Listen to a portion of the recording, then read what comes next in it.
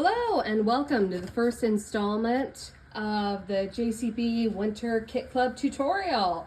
By now you should have all received your kit in a box, and I wanted to go over some of the tools that are not included in the kit.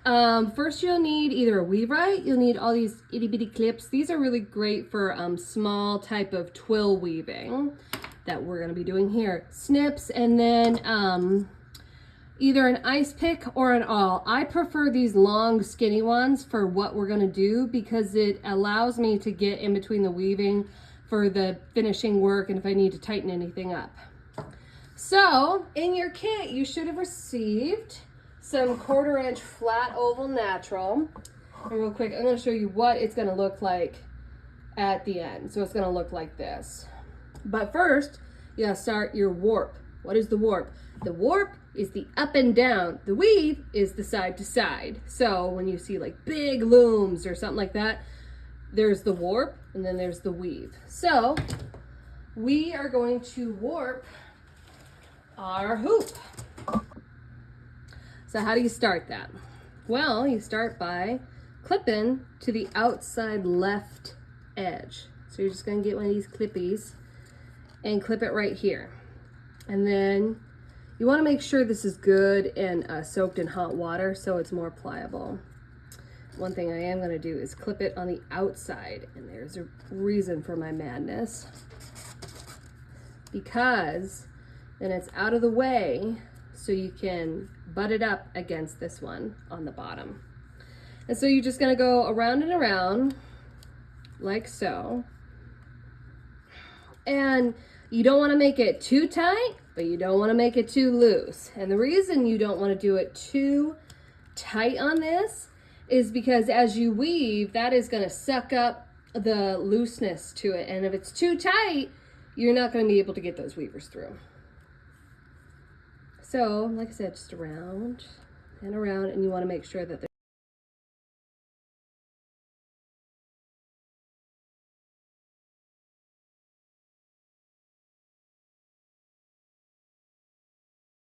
so if you did what I did, which is like, okay, that's not enough to even go over, you're going to clip it right in the middle. And then you're going to take your clip and pin it right there. And you're going to get a second piece. Now, the first time I did this, it took me about 3 pieces of reed to warp this. More than likely, it will only take 2. Now, every kit is different, but everybody should have 10 pieces. Oh. Kick the stand. So how do we attach this? So if you were doing chair rushing, you would staple this. We're not going to do that. We are just going to overlay it by 2 inches approximately, about there. And then we're going to clip it on the inside to where our warp is, like so. And we're going to keep on trucking. And it's as simple as that. And you might say, well, what am I supposed to do when I'm weaving? You're getting ahead of the game. So these will actually, as you weave your twill pattern, these will weave over and anchor these pieces in. Let me see if I can see on this part. Yeah, you can't see it on here. Oh, yeah, you can. So see right here where there's a little bit of an overlap, and I should have clipped that closer, but see, it just went over and then it anchored it in.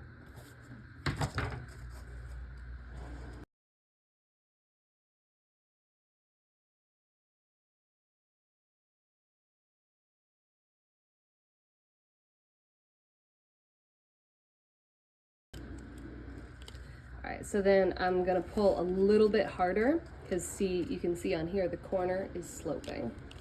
So I'm gonna pull a little bit harder, and it may be that I need to start clipping it, which I feel like I should start doing that right there. And then we want to kick over the camera. And then we want to count how many of these are there. So I'm just going to clip this real quick so it doesn't unravel, because you will not be happy if it unravels. So let's see. 3, 4, 5, 6, 12, 13, 14, 15, 18, 19, 20, 22, 23. Okay, so we need 25. So strand this 2 more times.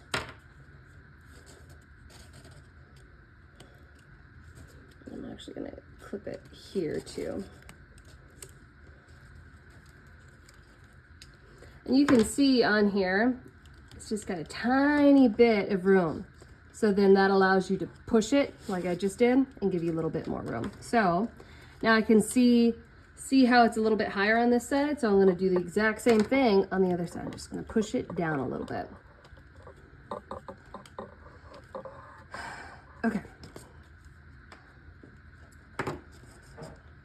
So let's see if that will do it. So now I'm gonna clip these again. Right here, right here. Come on.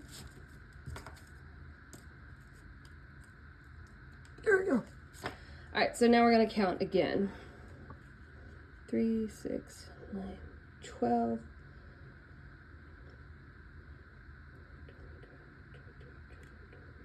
Okay, so that's 25 on that side. Do I hear 25 on this side?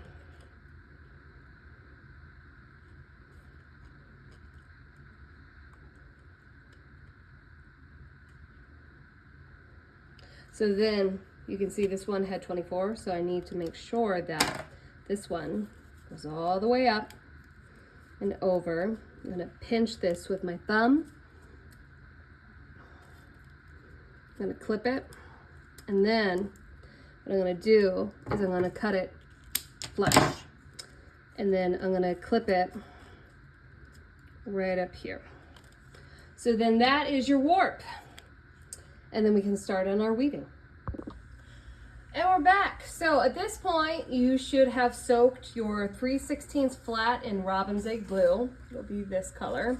And then what I do, and I have freshly dyed reed. Now, not all of our colors will do this, but it's always a good idea to get a rag, paper towel, after you've soaked it, and run it through once or twice.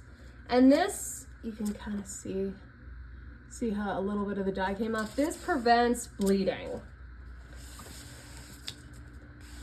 So just run it through. Now there are 2 schools of thought when doing weavers. There is the school of thought of do it nice and short and just keep adding to it. And then there is the long weaver. For this project in particular, I'm gonna go ahead and do the long variety. Just cause it makes my brain happy. So we're gonna follow our graph, which you should have received in your kit. And this is what you're going to use to accomplish this pattern. So anything in white is under. Anything in color is over. And then it might not read on camera, but there's different colors. Those coordinate to the different colors in your reed. So we're gonna start with this color. We're gonna do these diamonds in this first section. So we're gonna start by just putting this guy in here. Let me see if I can pop up the light a little more. Oh, that's a titch better. So I'm gonna leave him about 1/4 inch out. Now either I will snip him off or I will overlay on top of it at some point. So it starts off, you do an under 3. And then you're gonna do over 1. You're gonna do under 8. So 3, 6, 8. It's almost like if you've ever done a loom, like a, what do they call it, frame weaving, where you have a tapestry needle. It's kind of like that, but there is no needle. There's only reed.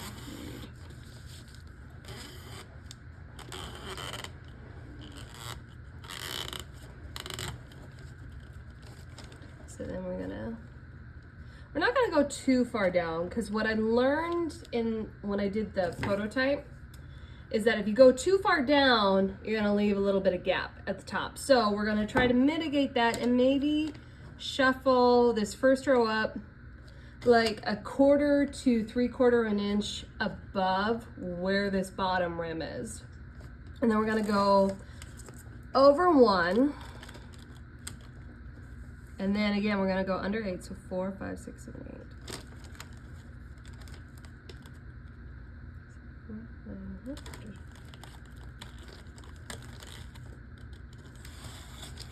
Pull through.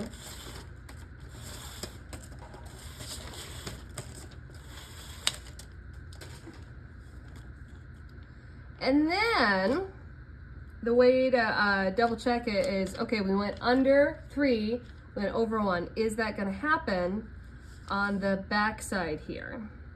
So I'm looking at over 1, and then it looks like under 4. So I messed up somewhere. And I can see it was back here, I went under 7.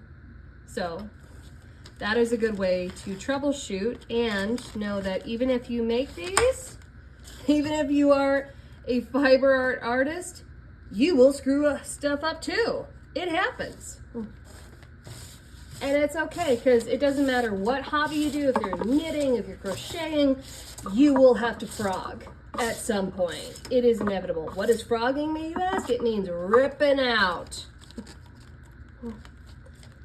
It's every fiber artist's thing that they love so much.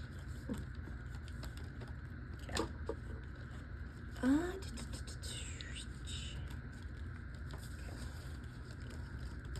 so we're gonna jam that in there. I'm gonna clip that there.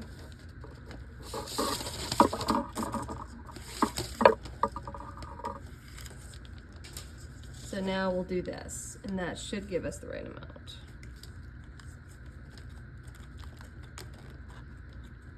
So over 1.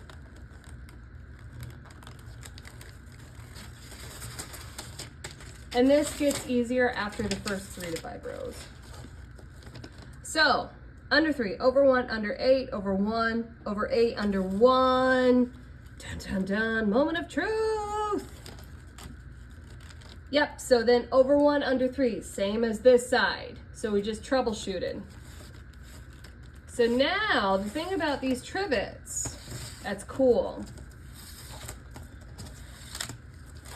is you do the same thing on the back and you mirror it.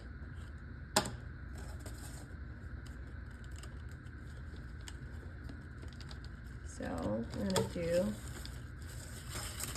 under 3.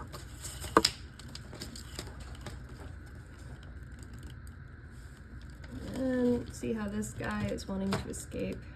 Just shove him down and pin it right about there. So then we're gonna do over 1, just like we did before. Over 1, and then 4, 5, 6, 7, 8.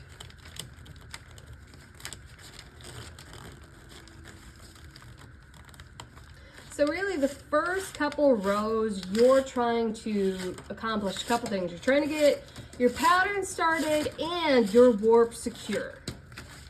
So we'll do 1, and then 4, 5, 6, 7, 8. And starting out, it's easy. You can just see what I'm doing, which is grabbing them as a number and then putting the reed through. And my washer likes to sing to you.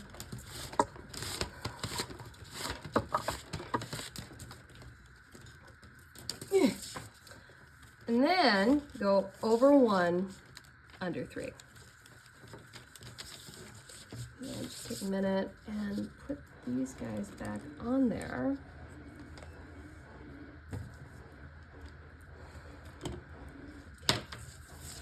So now you just finished your first row. So some people will take a pen or pencil and they'll either mark out or they'll say, okay, I'm done with that row. So then they know, move on to the next. Some people will take a ruler and just move up. It's whatever makes your brain happy. There is no wrong way. It's just whatever you feel comfortable and feel like, okay, that makes sense.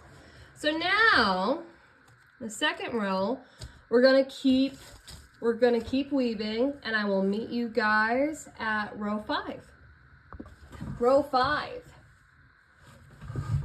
So, you can see on row 4, we caught all the way to this side, and we caught these so then it won't be sliding. And you can adjust at this point. You can adjust and bring them in a little bit if you want to. If your fingers aren't strong enough, get a tool. Just pack them in a little bit. And so you can see here, like, you can just take it and kind of go like that. So now, on this side, we're at row 5. So that is under 1 and over 5. And then we're gonna go under 2. And then for this one, we're gonna go over 4, under 1. And this is starting the big diamond pattern is what this row is doing. What do I mean by that? Well, I will show you. Under 2, over 5, under 1. Now, if at some point this is too much and you can't pull it through, just get either some needle nose or any kind of device like that. I can't quite remember the locking ones, but you can get that and pull it through. So I've woven the 5th row, and you just pull it on through. Just like a loom, you're gonna go down with your fingers, and then I can see I want to bring this down just a tiny bit. Now, caution, learn from my mistakes. What I would do when you get to the middle part of this graph, so this row, this under 3, is if it's looking a little bit lopsided, then would be the opportunity to shuffle it a little bit in either direction for this trivet to be even. So now again, we're gonna go and do row 5 on the other side.